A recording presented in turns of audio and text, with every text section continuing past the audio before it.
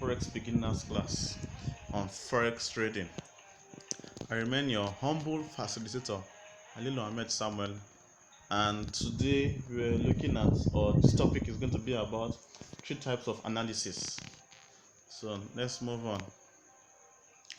Three types of analysis. So the three types of Forex analysis. To begin, let's look at three ways on how you can analyze and develop ideas to trade the market. So there are three types of market analysis. We have technical analysis, fundamental analysis, and sentimental analysis. There has always been a constant debate as to which analysis is better, but to tell you the truth, you need to know all three. It's kind of like standing on a three-legged stool. If one of the legs is weak, the stool will break under your weight and you fall flat on your face. The same holds true in trading. Oh wait, since the stool is supposed to represent how a trader goes about thinking and analyzing market, it misses a brain. And the brain is you. If your analysis on any of the three types of market is weak and you ignore it, there's a good chance it will cause you to lose out on your trade. So now let's talk about technical analysis. Technical analysis is the framework on which traders study price movement.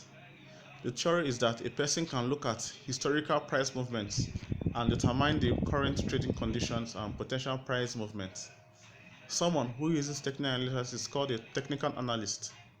Traders who use technical analysis are known as technical traders. The main evidence for using technical analysis is that theoretically, all current market information is reflected in the price. Technical traders generally ascribe to the belief that it's all in the chart. This simply means that all known fundamental information is priced into current market price.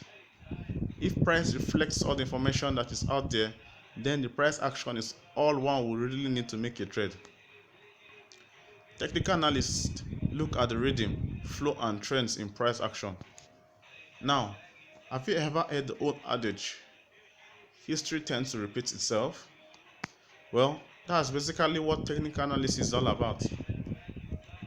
If a certain price held at a major support or resistance level in the past, forex traders will keep an eye out for it and base their trades around that historical price level. Technical analysts look for similar patterns that have formed in the past and will form trading ideas, believing that price could possibly act the same way that it did before. Technical analyst is not as much about prediction as it is about probability. Technical analysis is the study of historical price action in order to identify patterns and determine probabilities of the future direction of price. So here is a chart, and this is just a schematic. So the price had trouble breaking these levels. Chart allows us to see where a market has gone, which makes or gives us a better idea as to where it will go next. So, how the heck does one study historical price action? In the world of trading, when someone says technical analysis, the first thing that comes to mind is a chart. Technical analysis or technical analysts use charts because they are the easiest way to visualize historical data. Technical analysts live, eat, and breathe charts, which is why they are often called chartists. You can look at this past data to help you spot trends and patterns, which could help you find some great trading opportunities. What's more is that with all the traders who rely on technical analysis out there, these price patterns and indicator signals tends to become self-fulfilling. As more and more forex traders look for certain price levels and chart patterns, the more likely that these patterns will manifest themselves in the market. You should know though that technical analysis is never subjective. Just because Michelangelo, Donatello, Leonardo, and Raphael are looking at the exact same chart setup or indicators doesn't mean that they will come up with the same idea of where price might be heading. The important thing is that you understand the concept under technical analysis so you won't get nosebleeds whenever someone starts talking about Fibonacci, Bollinger Bands, or pivot points. Now, we know you are thinking to yourself, geez, these guys are smart. They use crazy words like Fibonacci and Bollinger. I can never learn this stuff. Fundamental analysis part C. Whereas technical analysis involves poring over charts to identify patterns or trends, fundamental analysis involves poring over economic data reports and news headlines, and even random tweets from a certain world leader before he was banned. Fundamental analysis is a way of looking at the forex market by analyzing economic, social, and political forces that may affect currency prices. If you think about it, this makes a whole lot of sense. Just like Economics 101 class, it is supply and demand that determines price, or in our case, the currency exchange rate. Using supply and demand as an indicator of where price could be headed is easy. The hard part is analyzing all the factors that affect supply and demand. In other words, you have to look at different factors to determine whose economy is rocking like a Blackpink song and whose economy sucks. You have to understand the reasons why and how certain events, like an increase in the employment rate, affect a country's economy, and monetary policies, which ultimately affects the level of demand for its currency. The idea behind this type of analysis is that if a country's current or future economic outlook is good, its currency should strengthen. The better shape a country's economy is, the more foreign businesses and investors will invest in the country. This results in the need to purchase the country's currency to obtain those assets. In a nutshell, this is what fundamental analysis is. So, for example, let's say that the United States dollar has been gaining strength because the US economy is improving. As the economy goes better, rising interest rates may be needed to control growth and inflation. Higher interest rates make dollar-dominated financial assets more attractive. In order to get your hands on these lovely assets, traders and investors have to buy some US dollars first. This increases demand for the currency. As a result, the value of the US dollar will likely increase against other currencies with lesser demands. Later on in the course, you will learn which economic data points tend to drive currency prices and why they do so. You will know who the Fed chairman, that's the federal chairman, is, and how retail sales data reflects the economy. You will be spitting out global interest rates like song lyrics. To be able to use fundamental analysis, it is essential to understand how economic, financial, and political news will impact currency exchange rates. This requires a good understanding of macroeconomics and geopolitics. No need to be intimidated by such fancy sounding words though. For now, just know that fundamental analysis is a way of analyzing the potential move of a currency through the strength or weakness of the country's economic outlook. It's going to be awesome, we promise. Part D, sentimental analysis. Sentimental analysis is just to gauge how other traders feel, whether it's about the overall currency market or about a particular currency pair. Earlier, we said that price action should theoretically reflect all available market information. Unfortunately for us forex traders, it isn't that simple. The forex markets do not simply reflect all of the information out there because traders will all just act the same way. Of course, that isn't how things work. This is why sentimental analysis is important. Each trader has his or her own opinion of why the market is acting the way it does, and whether to trade in the same direction of the market or against it. The market is just like Facebook. It's a complex network made up of individuals who want to spam our news feeds. Kidding aside, the market basically represents what all traders, you, Warren Buffett, or Celine from the donut shop, feel about the market. Each trader's thoughts and opinions, which are expressed through whatever position they take, helps from the overall sentiment of the market, regardless of what information is out there. The problem is that as a retail trader, no matter how strongly you feel about a certain trade, you cannot move the forex market in your favor. Even if you truly believe that the dollar is going to go up, but everyone else is bearish on it, there's nothing much you can do about it unless you're one of those GSS, that's George Soros or Goldman Sachs. As a trader, you have to take all this into consideration. You need to perform sentimental analysis. It's up to you to gauge how the market is feeling, whether it is bullish or bearish. Then you have to decide how you want to incorporate your perception of market sentiment into your trading strategy. If you choose to simply ignore market sentiments, that's your choice. But hey, we're telling you now, it's your loss. Sentimental analysis is often used as a contrarian indicator. There are other couple of ideas. Why is this?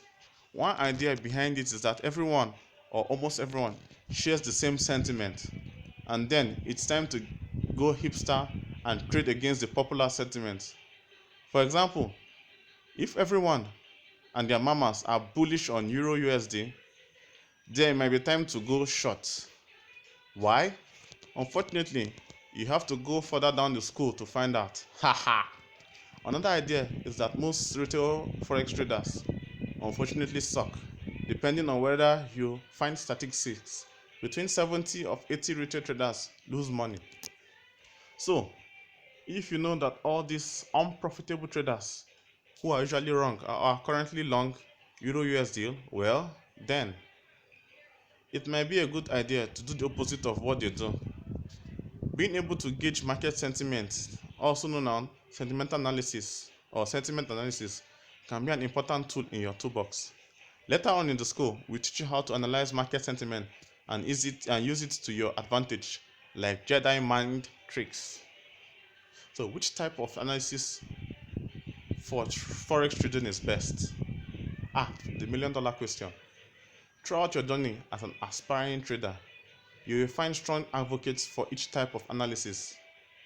Whereas technical analysis, the TAs, involves poring over charts to identify patterns or trends, fundamental analysis, FAs, involves poring over economic data reports and news headlines. Hardcore traders in the forex analyst camp scream, fundamental analysis doesn't matter. FU to FA is already embedded in the price, which you can see on the charts. So, hardcore traders in the fundamental analysis camp scream, technical analysis is just a bunch of imaginary lines and drawings. Useless fake voodoo magic. TA is BS. While folks in the sentimental camp are observing the two camps fight and monitoring the level of sentiments of each other. Fortunately, the different types of market analysis complement each other. Even hardcore technical traders may find useful fundamental nuggets that can help with their technical analysis and vice versa. In real-world markets, prices are constantly changing and usually develop trends. These changes in prices can and do affect fundamentals. This means that trends in prices affect fundamentals just as fundamentals affect prices. As you'll find out in a later lesson, identifying trend is a huge part of technical analysis. Do not be fooled by these one-sided extremists. One is not better than the other. They are all just different ways to look at the market. At the end of the day, you should trade based on the type of analysis you are most comfortable and profitable with. So to recap, technical analysis is the study of current price movement on the charts, while fundamental analysis takes a look at how the country's economy is doing. Market sentiment determines whether the market is bullish or bearish on a current or future fundamental outlook. Fundamental factors shape sentiment, while technical analysis help us visualize that sentiment and apply a framework to create your own trade plans. Those three work hand in hand to help you come up with good forex trading ideas. All the historical price action and economic figures are there. All you have to do is put your thinking cap and put these analytical skills to the test. Let me pull out that three-legged stool again, just to emphasize on the importance of all three types of analysis. Take out one or two legs of the stool and it's going to be shaky, right? In order to become a true forex trader, you will need to know how to effectively use these three types of market analysis. You don't believe us? Let us give you an example of how focusing on only one type of analysis can turn into a disaster. So let's say you're looking at the charts and you find a good trading opportunity. You get all excited thinking about the money you're going to be raining down on the sky. You say to yourself, man, I've never seen a more perfect trading opportunity in Great British Pound US dollar. I love my charts. Mwah! You give it a kiss. Now show me the money. You then proceed to buy Great British Pound US dollar with a big fat smile on your face, the kind when all your teeth are showing. You take a selfie of this big grin and post it on Instagram. Then you do a happy dance and post that on TikTok. But wait, all of a sudden, the trade takes a 100 pip move in the other direction. Little did you know that the UK just gave an FU to the EU. Since you just look at the charts, you have no clue what the F is EU, so you Google it.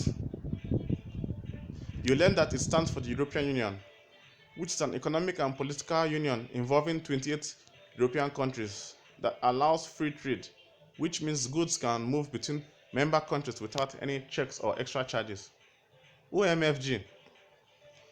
You now just realize that it's probably serious. If the UK wants to do this, the economy could be devastated.